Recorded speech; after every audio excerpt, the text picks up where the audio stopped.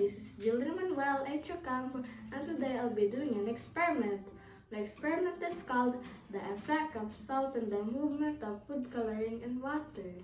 The purpose of this experiment is to help us understand how salt affects the movement of molecules in water, especially in the concept of buoyancy and density. My hypothesis is I think that the food coloring will not disperse quickly in salt water. So the materials needed are 2 glass jars, food coloring, salt, and water. So I have here 2 glass jars it already has water. So I'm just going to put salt in jar B.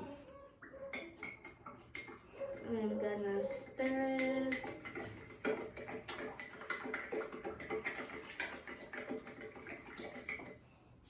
There.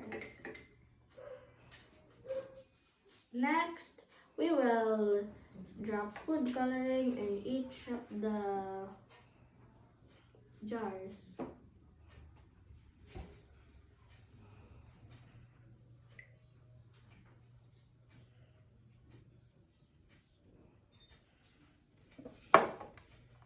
So as you can see, on jar A, the food coloring is completely mixed with the water. But on jar B, the food coloring is still dispersing. It is because salt water is more denser than plain water.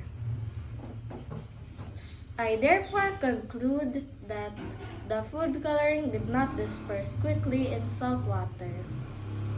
It is important for us to know density so we can know if the object will sink or float, like in buoyancy.